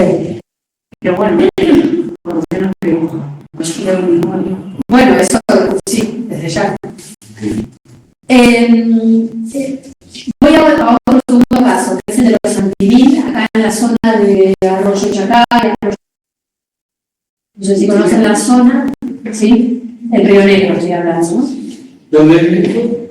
Y, digamos, en la zona de Pichileufu, entre el Pichileufu y el Limar, ¿ubicarnos, más o menos? está más cerca de Corralito que de Sí, está bien. Entre la 23 O sea, del Limar y el sí. sur, digamos. ¿De la 23? No. Para entre la 23 y Yanquín. Sí. Sí, está bien, sí, antes de la sí. Esas tierras se las entregaron al cacique Antimil, de vuelta, y su gente. Ahora, esas tierras se las entregan al cacique Antimil, el cacique Antimil primero le entregan las tierras en Neuquén, él dice, las tierras que le dan en Neuquén eran sobre la cordillera y, digamos, estaba disputado por varios otros, sobre todo militares, entonces el cacique Antimil dice, no, pide la relocalización de las tierras y nos ponen en esta zona, ya en el territorio del Río Negro, no en el de Neuquén, o sea, al sur del Limán. Se mudan todas esas familias hacia esta región que ya genera un conflicto en el momento, porque ya había otras familias indígenas asentadas en la zona, pero de vuelta, de forma precaria, como fiscaleros. Entonces, las tierras son entregadas a la gente de Antimil, no importa lo que estaban antes. De indígenas no importa, ¿no? Si hubieran sido blancos, no le daban esas tierras. Entonces, le dan esas tierras. El cacique Antimil muere poco tiempo después de que le entregan las tierras. Entonces, esa comunidad queda sin cacique. Con lo cual, empiezan a solicitar esas familias, de forma regional, que se haga la mensura de las tierras. Los pasos eran, entregaban la tierra, o tenías que producir las mejoras y pedir la mensura. Una vez que pedían las mejoras y la mensura, te daban el título de propiedad. No sucede en ninguno de los casos, pero a veces, digamos, eran los pasos supuestamente a seguir. Una vez que están instalados en la zona, pasan unos años, tienen mejoras, etc., muerto ya el cacique Antimil, llaman para que les hagan la mensura. Vienen los inspectores de tierra. ¿Qué es lo que dicen los inspectores de tierra? Acá veo familias, pero no hay cacique. Porque acá no hay tribu, no hay una comunidad indígena. Yo lo que veo son pobladores dispersos. En todo caso, habrá que ver individuo, por cada individuo, por cada familia, si ameritan o no la entrega de las tierras. Entonces, como respuesta, gente de Antiquí lo que hace es nombrar un representante, no un cacique. Vaya a saber qué interna tendrían en ese momento que no tenían cacique. O no tenían la figura de cacique y punto. ¿No? Nombran un representante. El representante pide las mensuras en la misma situación. Cuando llega el inspector, dice: acá no hay tribu, no puedo reconocer una tribu, acá hay familia, sí, pero. Y esas mismas tierras, al representante por otro lado, lo asesinan también. Hay un conflicto importante en torno a esas tierras. Y lo que sucede con la gente de Antiquí es que de a poco empiezan a ser solicitadas las tierras por el prueba, ¿sí? O sea, sobre todo en la década del 30, por ejemplo, el ingeniero que hace acá la ruta abajo, digamos, Napoleón de Graci pide tierras en esa zona y le dicen: sí, porque acá hay familias de escaleros indígenas que no saben producir la tierra, que no son vagos, que van a hacer toda la catarata de cosas que mucho. Entonces, ahí empieza una discusión, no un desalojo masivo, en el caso de Nahuelpan, pero sí a lo largo de 30 van o arrinconando a la gente en campos chicos o poniéndolos directamente según a quien solicite la tierra. Y esos solicitantes de la tierra son blancos. ¿Sí? Entonces, máxima sobrevida, sí. Llegó a la realeza, siempre, en la curva de la obra, porque eso siempre es una ¿Y disculpen? Sí. Bueno, entonces, esto es lo que sucede con el caso de Antiquí. O sea, por más de que haya distintas estrategias indígenas para el reconocimiento estatal, el Estado no encuentra la tribu de indios con su cacique. Entonces, no reconoce la existencia de una comunidad local. Y entiende que son todos lotes ocupados de forma aleatoria por intrusos. Es como lo que se dice hoy: no son mapuches truchos, no es así. Y ahí voy al tercer paso que tiene que ver con esto de los mapuches truchos, ¿no? Que tiene que ver con los lentes que el Estado identificaba lo indígena o la cuestión indígena, cómo, digamos, vincularse con los indígenas. El tercer caso es el que yo llamo las comunidades negadas, que es el caso de una presentación que hacen 54 familias vos lo conocés, de la zona de Cañadón Chileno, Citahuao, Laguna Blanca y no me acuerdo cuál para qué más, pero digamos de esa región que se ubican respecto de la que se estaba hablando más hacia el este, ¿sí? ¿Sí? Por si quieren el trazado de la ruta 67, digamos, ese camino, por donde les contaba había pasado la fronteriza, digamos, en la década del 30. Ahora, sí, para el año 1941, y producto, digamos, de esta creciente situación de desalojos, de desamparos, de situaciones de tenencia precaria de la tierra, lo que hacen las familias, y que habían también sufrido cuando fue la racia de la fronteriza en los 30, 54 familias de esos parajes se presentan a la Dirección de Tierras pidiendo ser reconocidos como una reducción indígena. ¿En qué año fue? En el 41. Y lo interesante es que se presentan bajo los términos que el Estado consideraba, daba puntos para ser reconocidos como pobladores deseables, ¿no? Entonces, les leo un poquito de lo que es la presentación general que se hace de esas 54 familias. Y dice: somos un bueno, hace toda la presentación, ¿no? De quién es, a quién de mayor respeto, no va dirigida a la oficina de tierras. Dice: somos ocupantes de las tierras del Estado, tenemos deudas de pastaje. Ahora me voy a dedicar a hablar de eso, las deudas de pastaje.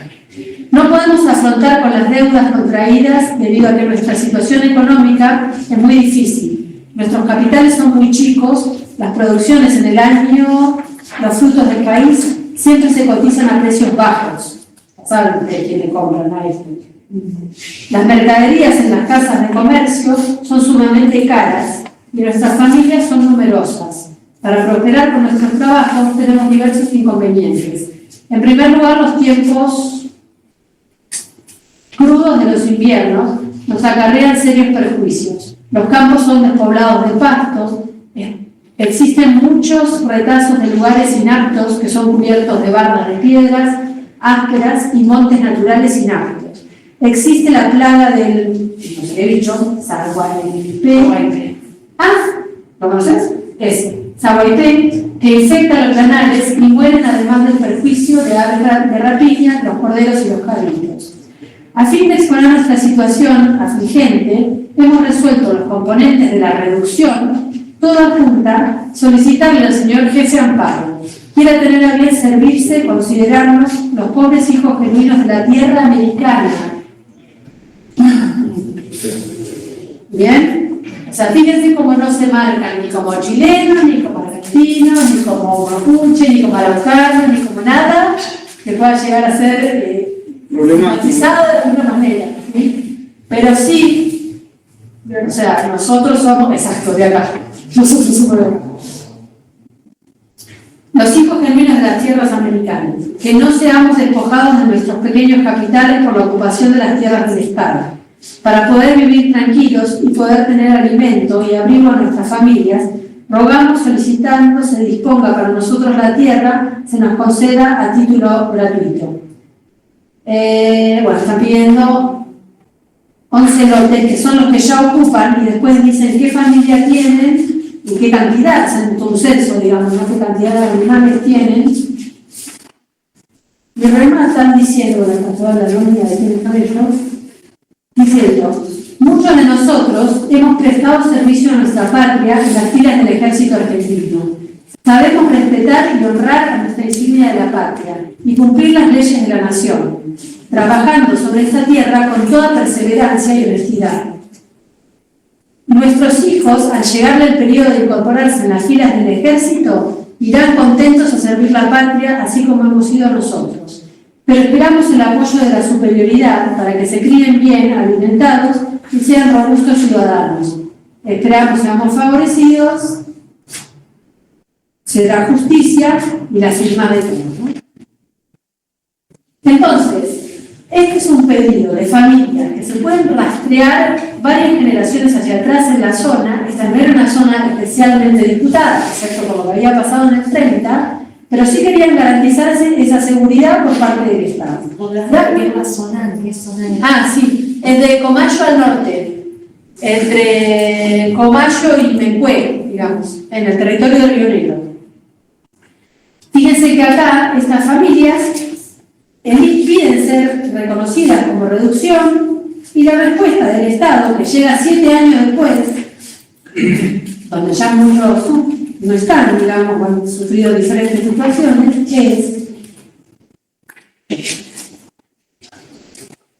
es en el 48.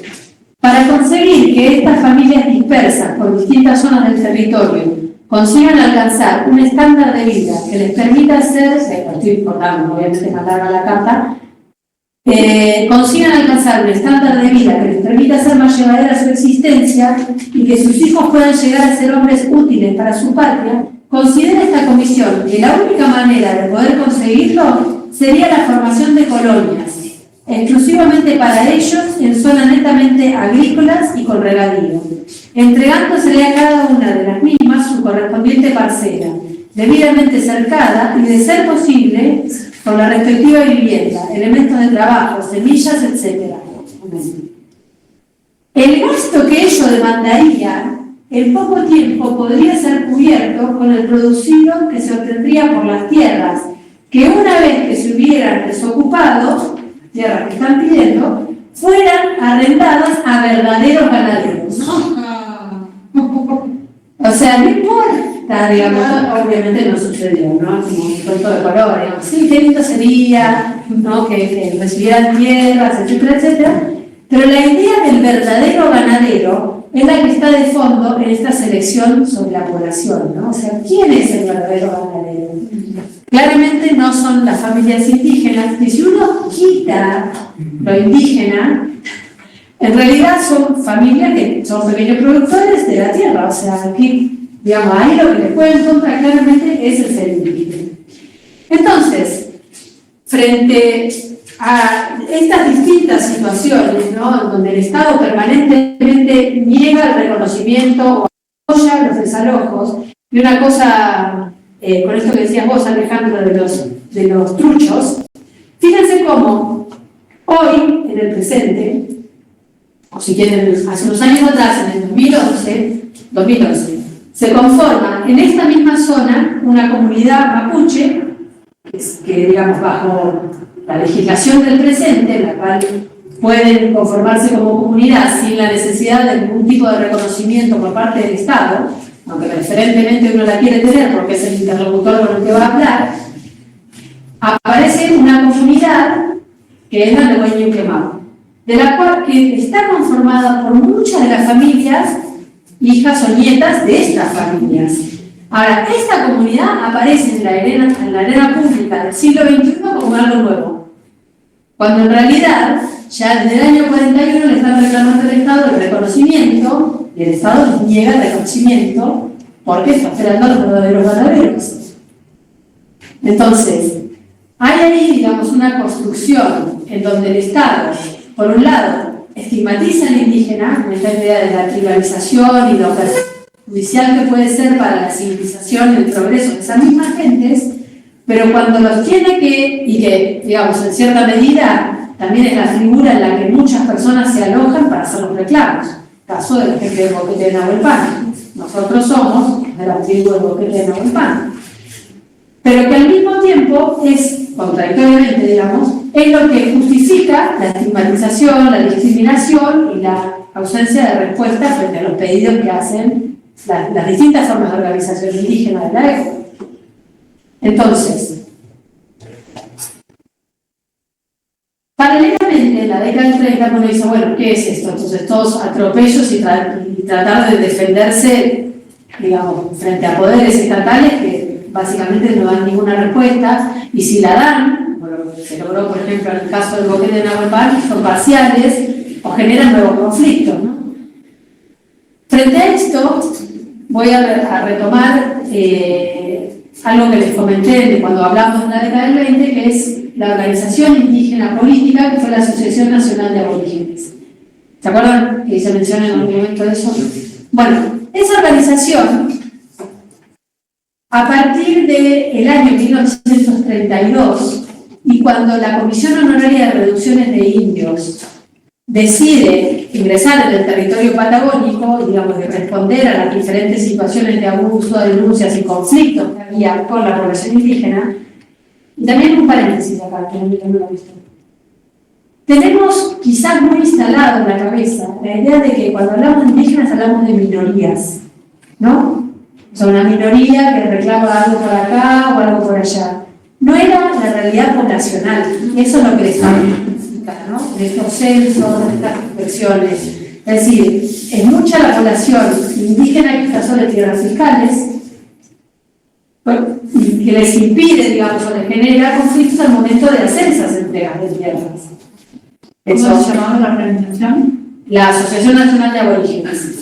En el año 32, cuando la Comisión Honoraria de Reducciones de Indios se propone, digamos, entender qué es lo que sucede en los territorios del sur, nombra 4 delegados indígenas que van a hacer una recorrida por el territorio dando cuenta de la situación social de las familias indígenas. O casualidad, esos 4 eran miembros de la Asociación Nacional de Aborígenes. Lo dejo librado de la imaginación como lo lograron, ¿no? Sí. Entonces, hacen una recorrida en donde les leo un fragmento de la memoria del Ministerio del Interior que da cuenta de lo que es la recorrida que hacen estos 4 delegados, que acá también, bueno, después hablo de esa pregunta. Perdón, sí, ¿la Asociación Nacional de Aborígenes era un organismo del Estado o era una asociación de comunidades? Sí. Ah, ok. Más que de comunidades, era una asociación de aquellos que no tenían cacique, ¿sí? Porque quienes tenían la figura del cacique encontraban vías para dialogar con el Estado, o sea, porque se presentaba el cacique como figura política que el Estado reconocía como legítima, incluso en 1920, 1930, ¿sí? Ahora, los que no tenían esa figura política, ¿cómo hacían para respaldar su demanda, su necesidad de denunciar abusos, etcétera? Ya les había contado también antes que las denuncias, por ejemplo, de abuso de la policía, de los jueces de paz, eran la muerte, porque eran circulares, ¿no? O sea, uno hacía la denuncia, no sé, en Viedma. Eso, digamos, la jefatura lo elevaba al ministerio, el ministerio lo bajaba de vuelta al territorio, y el territorio mandaba a la policía del territorio a verte a vos que lo habías denunciado. Entonces, esas situaciones circulares tenía que haber algo que la destrabara, o sea, tendría que haber otro funcionario, digamos, que pudiera hacer. ¿Cómo nace esta asociación? ¿De quién nace? ¿De quién nace? Sí. Bueno, aparece en realidad en 1919. Los referentes son muchísimos y de todo el territorio patagónico, incluso tenía una pretensión nacional, había jujeños también metidos y no me acuerdo de qué otro lugar del norte del país. Después pasa a ser fundamentalmente patagónico. Y lo que tenía la Asociación Nacional de Aborígenes era una estrategia territorial, en donde tenían referentes en todas las comunidades, digamos, algunos eran lonco o cacique, otros eran referentes de la comunidad, representantes, etc. Ahora, para 1932, la asociación desaparece de la escena pública y los referentes políticos que tenía pasan a ser delegados de la Comisión Honoraria de las Reducciones de límite. Y hacen una inspección, les leo como para que tengan una referencia de qué es lo que encuentra esta inspección, ¿no? Dice las memorias del Ministerio del Interior de 1934. Una comisión, Ignacio Toro y Alejandro Payalet, inspeccionó el centro y el sur de Neuquén, constatando la existencia de 560 familias con un total de 3.997 habitantes. De estas familias, había 119 sin recursos de vida, a las que se les remitió 15.000 kilos de trigo, 17.000 de harina y 2.500 kilos de yerba. La otra comisión, José Colón y Juanico Cubilás, recorrió la zona central de Río Negro, censando 398 familias con un total de 1.954 habitantes. Familias sin recursos, 317. Bueno, les mandan tanto trigo, tanta harina, tanta yerba. El centro total de los víveres remitidos para las 436 familias y hace la media, ¿no?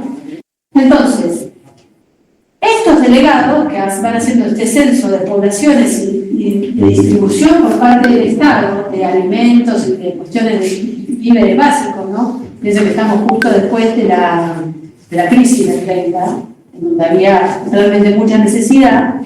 Lo que hacen después es permanecer dentro de los territorios como delegados de la Comisión Honoraria. Entonces, el salto, si se quiere, de la asociación, que era independiente del Estado, es pasar a ser parte del Estado, así sea ad honorem, pero tener esa autoridad que le daba ser funcionario del Estado y canalizar de esa forma las distintas denuncias, etc. Una de las estrategias políticas más importantes que tienen los delegados indígenas es lograr la excepción de parte del Estado del pago de pastaje digamos, si esta es la pelea, a los indígenas argentinos. Entonces, ¿por qué la necesidad? ¿Por qué esto que puede parecer algo menor, el pago de pastaje, ¿sabes lo que es, no? Como que me la tierra. Por esto. Sí, ¿lo sabes lo que es? Bueno, el pago del pastaje es el impuesto que cobra el Estado por el uso de la tierra. Entonces, ese impuesto de pastaje se paga según la cantidad de tierra que tengas y la cabeza de ganado que tengas sobre esa tierra. Ahora, ¿qué pasaba? Para poder pedir el permiso precario de ocupación, tenías que tener al día el pago de pastaje. ¿Sí? El problema era que con los años anteriores de crisis que había habido, nadie había pagado el pastaje. Y además, el pago de pastaje, ¿con qué iban a pagar si la producción que tenían, el capital que tenían, era, digamos, el negocio del comerciante? Entonces estaban en una situación, digamos, imposible de destrabar para pedir los permisos precarios de ocupación. Entonces, por eso también estas otras estrategias, ¿no?, de presentarse colectivamente, o porque, digamos, la contradicción era, viene el inspector de tierra, puede decir, si yo ocupo la tierra hace 20 años, ¿cuántas veces pagaste pastaje? No, tenés que ponerte al día con los 19 años que te faltan. Y tampoco podías decir vivo desde el año pasado, porque entonces cualquier otro tenía el mismo derecho que vos a conquistar la tierra. Entonces, dentro de esa contradicción, lo que hacen, digamos, los delegados, lo que delegan los delegados y lo logran en el año 37, es la excepción del pago del pastaje a los indígenas argentinos. ¿Y eso? ¿Cómo ¿Cómo hace para determinar quién? Que haya cumplido con los servicios a la patria, que haya dado el servicio militar. Sí, exactamente. Entonces, digamos que todo esto lo tenían, que eran las demandas que tenía esta nueva legislación por puntajes para acceder a la tierra. ¿Cuál era el inconveniente que tenían entonces estas familias? Ser indígenas. O sea, ¿por qué podían ser desalojados? ¿Por qué podía venir un verdadero ganadero, otro, que recién llegaba al territorio? Porque aparte los amayas, por ejemplo, no eran oriundos de la zona, ni han venido a vivir a la zona. Pero son quienes se quedan con la tierra. Entonces, ahí es donde, en esos entramados mucho más finos, donde uno ve cómo se construye ese racismo desde el Estado, ¿no? Porque la ley en sí misma no es que dice excluyamos a los indígenas. De hecho, fíjense, le mandaban harina, le mandaban hierro, tal vez que los querían matar. Un comentario, le entregan por 10 años la tenencia precaria. ¿Qué cosa? No entendí la pregunta. No era pregunta, era un comentario, que también le entregaban por 10 años la tenencia precaria de la tierra a los efectos que después de un proceso de revisión de producción, colonización y moralidad, se podía entregar la tenencia definitiva dentro de este marco cuando se creó la Comisión Agraria Nacional, ¿no? Sí, exactamente. Ahora, la tenencia precaria venía sujeta también a los impuestos, a las mejoras y al haber cumplido, digamos, con la legislación. No, el pastaje fue condonado, lo que sí había que retribuir el caso de las mejoras que se hicieran sobre la tierra, pero la excepción del pastaje era para partir de acá para adelante, diríamos, no para atrás, lo que vos estabas diciendo recién. Claro. Bien, sí, o sea, sería interesante ver el reclamo de la gente de Nahuelpan respecto de sus mejoras, ¿no? O sea, de esto que les contaba, que las casas, los corrales y todo esto los utilizaron quienes se quedaron con su tierra, ¿no? Una consulta totalmente, no fuera de contexto, pero capaz de ignorancia. La moneda, ¿qué moneda era la que, o sea, se intercambiaba en los boliches, ¿qué era? Bueno, exactamente, la moneda que, o sea, hay hoy, digamos, claro, fundamentalmente el uso de moneda en sí mismo es bastante difícil de encontrar en todo el interior rural, porque no había en realidad circulación de moneda. O sea, había lo de la renta agraria, que se fijaba un precio, pero la moneda en sí mismo. Lo que se pagaba por cabeza de ganado, la renta agraria, el impuesto sí, o el pastaje. Sí. Para el pastaje sí, se pagaba la moneda, sí. Por el pagador coluchero. Claro, ¿quién lo pagaba? Ese es el asunto. O sea, ¿quién manejaba moneda? Piensen que hasta la década del 80 del siglo XX hay zonas en el interior rural que no usaban moneda. Comentario de Pablo. Pablo, Que dice: las tierras Nahuelpan están empezando a ser barrios privados. mira, qué lindo. ¿En serio? Qué lindo saber eso. Están las mejoras. Mira vos, no sabía. Sí, no, el tema de la moneda es una gran pregunta, porque las zonas como la de Punta Arenas, por ejemplo, ahí podemos saber que había pesos chilenos y había pesos argentinos en circulación, ¿no? Porque hay reclamos sobre pagar en pesos argentinos, etc. Pero hay todo un montón de otras zonas que, ¿cuál era la moneda? Los vales de las estancias, o sea. Acá en La Pampa había un bolichero, había para el oeste de La Pampa, que había creado su propia moneda, que era un tal Arán de apellido, que trabajaba en la comunidad, toda la comunidad indígena, y él tenía su propia moneda, que fue una de las cosas que sorprendía, diríamos acá, al proceso de colonización y conquista con los bolicheros, ¿no? Que vos comentábamos la otra vez. Sarán era la moneda. Es una buena pregunta, porque en realidad hay que ver la circulación de moneda. Pagar qué derechos los pagas si no manejabas la moneda del país, ¿no? Bolichero con el que producían lo que se me daba. Lana y después con una libreta que decía, bueno, este me debe, entonces me... No, sí, fijar el precio, estaba el precio, pero decimos la moneda en concreto. Bueno. Sí, bueno, por supuesto, había trueque, digamos, también el mercachifle hasta el día de hoy usan el trueque, digamos, como práctica, pero...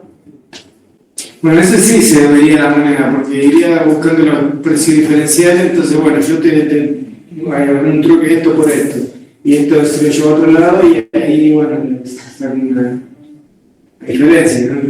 El bolichero lo que hacía en Acá hay diferencia de varios lados. Sí. El bolichero lo que hacía en este caso, recibía el producto y le daba en contrapartida como un recibo diciendo que tenía el equivalente a tantos kilos de lana, suponete, depositado. Y eso empezó a circular como moneda, porque el equivalente a tantos kilos de lana era cambiable por tal cosa, y en lugar de ir a buscar la lana se trasladaba esa suerte de recibo, que no era más que una forma de moneda, con una tasa de convertibilidad que era el producto subyacente y un respaldo que era que el producto existía. Eso era lo que reemplazaba, diríamos, a la moneda de curso legal prevista por la ley. Por eso cada bolichero lo que hacía era que ese mismo intercambio, yo el que conozco era uno que había acá en La Pampa para el oeste, que se llamaba, que tenía su propia moneda, que la intercambiaban todos los clientes del mismo, obviamente, ¿no? La moneda era la libreta del bolichero, digamos.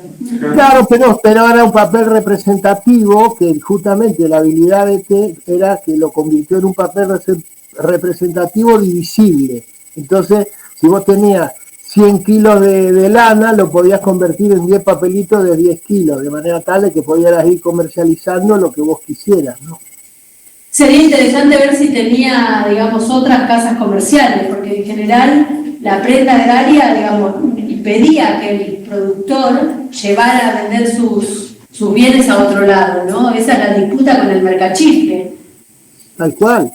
Acá en La Pampa los mercachifles más conocidos son los Huertein, que los famosos Huertein del Banco Mercantil Argentino y demás, que eran justamente, andaban con las carretas, cambiando cueros y demás, pero por eso, ese era el mercachifle que circulaba y después estaba el bolichero que estaba instalado. Claro.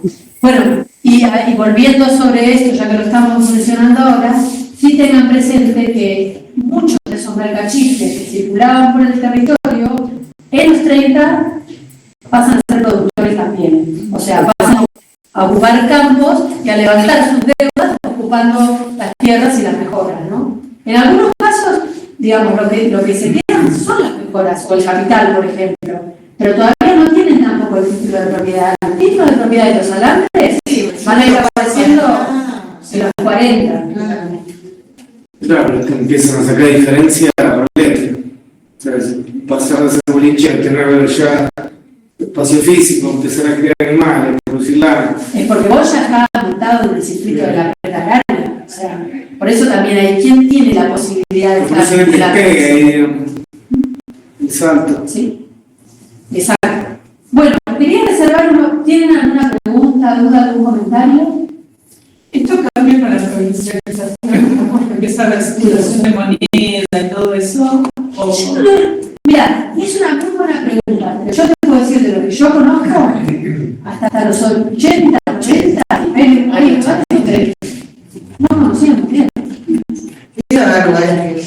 Por eso digo lo que yo conozco, pero no es que haya un estudio en relación a esto. Sería buenísima la pregunta.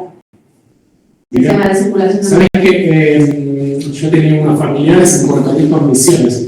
Eran productores y yacateros. Vivían muy bien, una casa, auto, todo. Y yo cuando le veía a mi tío me decía, voy a cambiar la camioneta. Y me dijeron, no sé, 100.000 kilos de yerba, por decirte. Sí, sí. Y entonces no sé si iba a una concesionaria y le daba la yerba o otro, el que le compraba la yerba, no sé, le vendía la camioneta. Y se manejaba así, obviamente, que tenía pesos o locales, lo que sea, Sí. pero era mucho así directamente con trueque, ¿no? Sí, se maneja mucho así en las zonas. Ahora también. También, sí. Pasa que quizás, bueno, no sé, habría que ver. Pero sí, el tema de la moneda es una pregunta. ¿Qué circulaba dónde y qué tipo de moneda?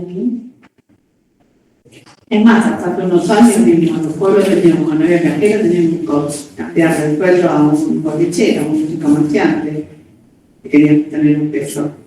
Ah, sí. ¿Por te pagaba el bolichero? Y le teníamos que cambiar, si no veníamos a Bariloche, no nos quedaba otra que era bolichero, se nos cambiaba el recibo. Bueno, por mercadería. No, porque daba plata, efectivo, plata, pero daban los turistas que tenían efectivo. Claro. Y ese efectivo después lo gastabas en mí, Claro, sí, eso les convenía. ¿Y se quedaba con una comisión o te No, recibo pero bueno, se suponía que vos quedabas prendado con él que le tenías que comprar. Encima me hizo el favor, comprarlo. No, pero capaz que te cobraba una comisión, ¿viste? Como... Sí, yo pensé que me cobraba una comisión. Que yo tenga conocimiento, no, pero que le teníamos que cambiar, si no nos quedaba otra, si veníamos que venía a Bariloche. Claro. Bueno. ¿Dudas? negocio redondo. ¿Eh? Que era un negocio redondo. O sea, no pierdo por ningún lado el tiempo. Sí, exacto. Bueno, yo quería, no sé si ustedes tienen alguna pregunta, comentario, algo que no quedó claro.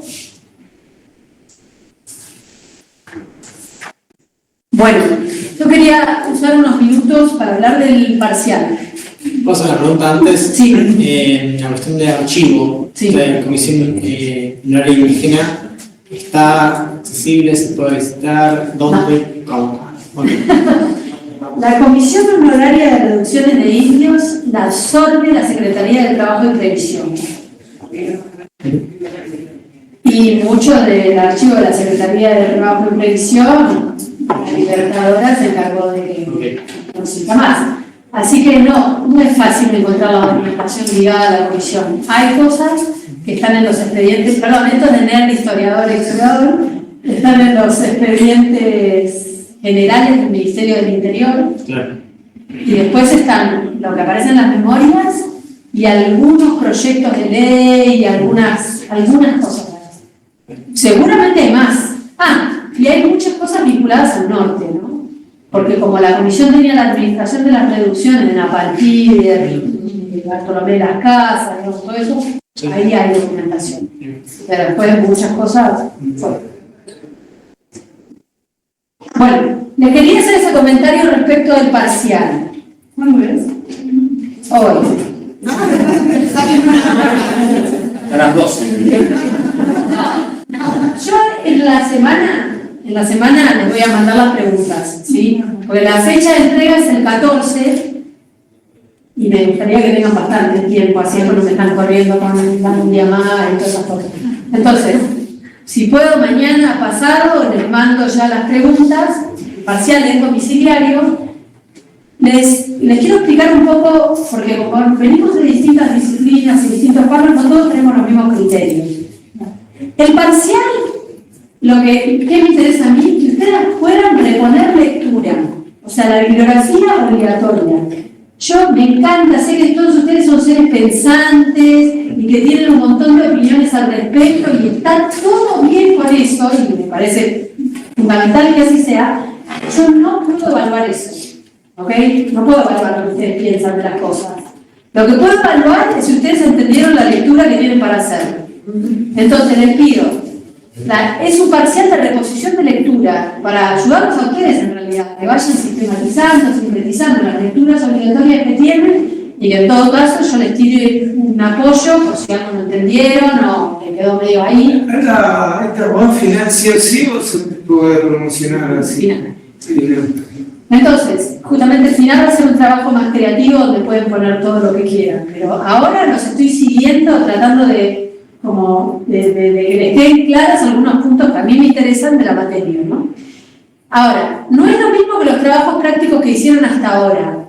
en donde mantuvieron la libertad de, bueno, en la clase vimos esto, yo vi una película, la bibliografía dice esto, y está bien. O sea, de hecho lo que yo quería con esos trabajos prácticos era que se empezaran a ablandar un poco en cuanto a cómo decir las cosas, a tratar de probar las categorías que hay en la bibliografía o que por ahí salen de la clase. Entonces, como muchas cosas no se las estoy corrigiendo ni apuntando, sino que les hago comentarios que les sirvan a ustedes para terminar de interesar. Esa es mi intención, ¿no? Con los trabajos prácticos. No va a ser así el parcial. O sea, el parcial es de reposición de lectura. O sea, fulano dijo tal cosa y tal otra, y se relaciona con este, así, así. Hay que citar al fulano. Exactamente. Hay que citar al fulano. Porque la historia no es un relato abierto en el que todos decimos lo mismo. No. Entonces, me posiciono sobre lo que dice él, les autores. ¿Sí? Así a ustedes no les guste nada lo que está diciendo el autor. Lo que yo quiero ver es que entienden lo que está diciendo. ¿Está bien? Entonces, convérsame desde ese lugar. Ese es el trabajo del parcial. Y sí, hay que citarlo. Lo que no hay que hacer son citas textuales del autor o la autora, los autores. ¿Sí? Año también, ¿no? Por supuesto. Parcial. Pero se puede usar, citar una oración para que sirva No quiero citas textuales. El que cita textual es porque no puede decir lo que dice la persona de otra manera. Por más que escriba recontra bien, a usted le entiende, no me importa, usted lo tiene que poder decir como usted le sale. ¿Está bien? Y que sea lo más formal posible, no como hablamos en la clase. Pero ellos tienen que cambiar el sentido que está planteando. No puedes cambiar el sentido. No digo, si le hago con cita textual, sé que si dijo eso y punto. Pero yo ya leí al autor. Yo quiero saber qué es lo que vos entendiste del autor. No sé. ¿Qué entendiste vos del autor? Se interpretar al autor. Reformular el concepto. Exactamente. Para Francia. Bien, ponen en práctica todo eso que aprendieron por ahí. La vida, ¿sí? ¿Se entiende? Y o sea, esto, porque hoy terminamos la unidad 3. Sí. ¿Y va a haber práctico en unidad 3 igual? No. Ok. Unidad 1, 2 y 3 es lo que entra en el parcial. ¿Sí? Ahora, si no lo hice todavía el parcial, estoy mirando así, cosas que se me ocurren que llegar a pasar. Si el parcial tiene 3 preguntas y dice, responda a 2, ¿van a responder? No. Muy bien. No, ustedes se ríen, no se responden las 3 porque se quedan un poco inseguros con una y entonces un poco más de la otra. No hagan eso. O sea, van a tener libertad de elegir, pero responden con seguridad de elegir. Bien. ¿Sí? A todo o nada, o sea, ponen ahí lo que entendieron. Bien. ¿Sí? ¿Les parece muy difícil? Ok. Yo creo que Recuperatorio no hay. hay. Recuperatorio no hay.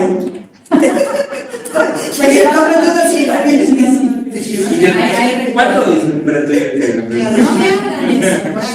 Tienen un parcial domiciliario, yo tengo que corregir 35 parciales. Entonces no vengan al recuperatorio, prueben. A mí empezó la comisión de dentro, mandé a las 11 de la noche, y al otro día a las 8 de la mañana ya tenía la devolución. Sí, duermo por ¿Por qué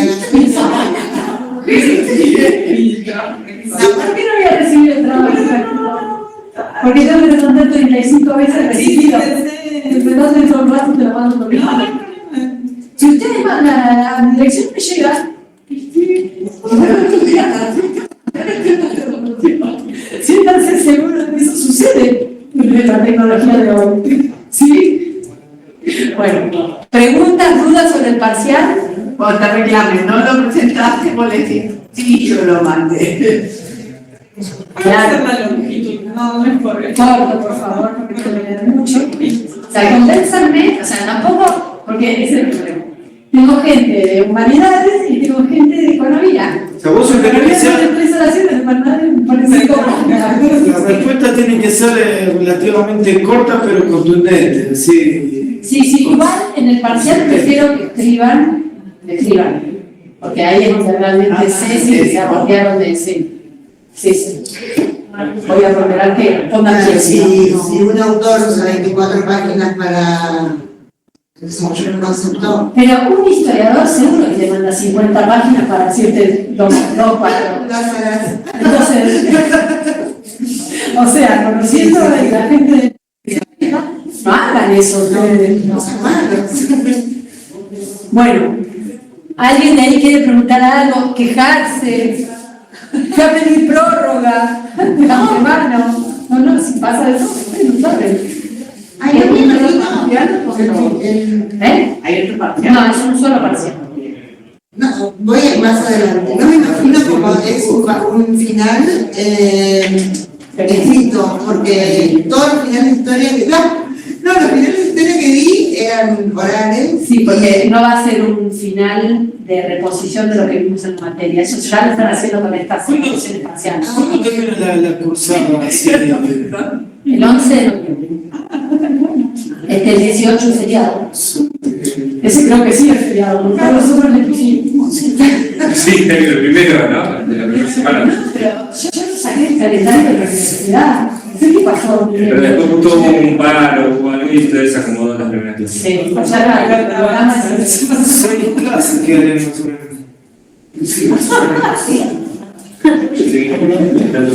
Bueno, seguro nadie quiere preguntar nada.